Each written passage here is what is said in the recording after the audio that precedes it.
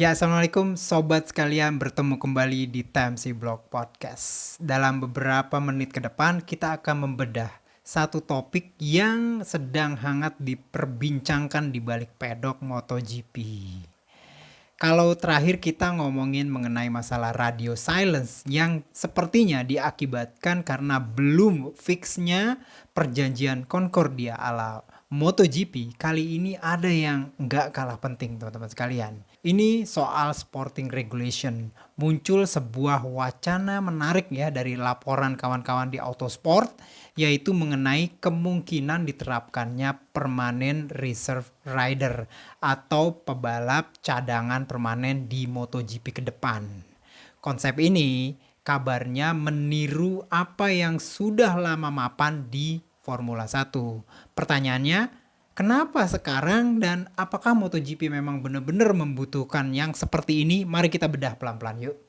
Nah teman-teman sekalian, kalau kita perhatikan dalam satu atau dua musim terakhir MotoGP, ada satu fenomena yang cukup mengkhawatirkan dan cukup menarik.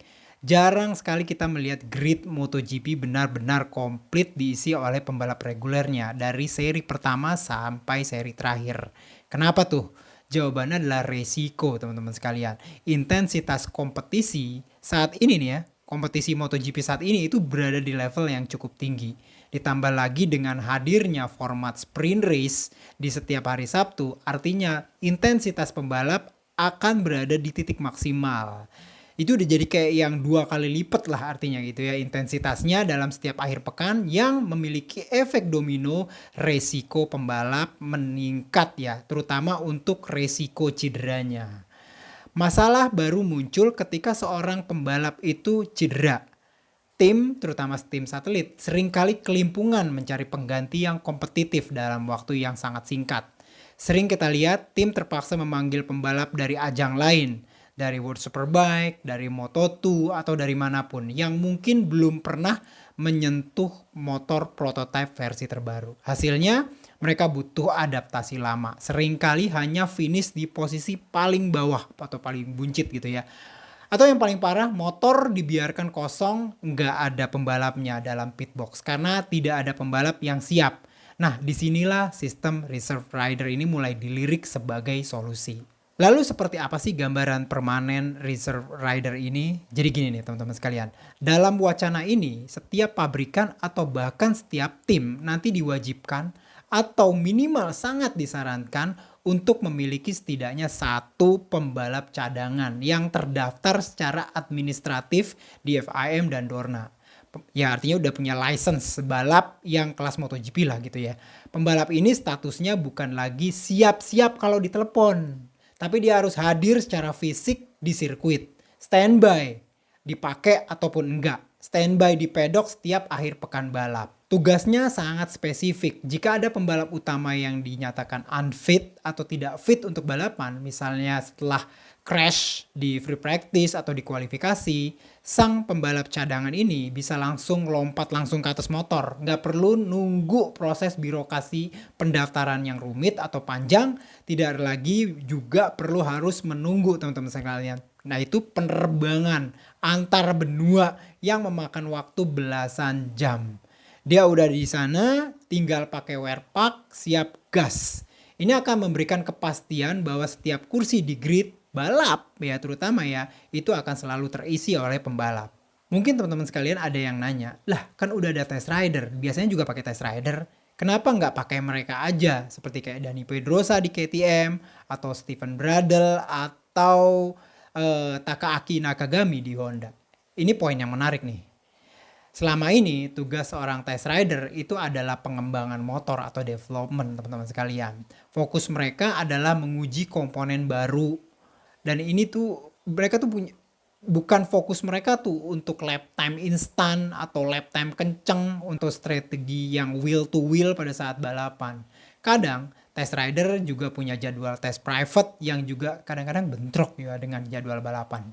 Nah, dengan adanya permanen reserve rider ini, ada peluang emas nih bagi pembalap muda potensial. Bayangkan pembalap berbakat dari Moto2 atau dari WSBK yang belum dapat kursi, atau pembalap-pembalap lama yang nggak dapet seat atau kursi di MotoGP gitu loh teman-teman sekalian. Atau pembalap MotoGP yang baru aja kehilangan kontrak, namun masih punya speed gitu ya.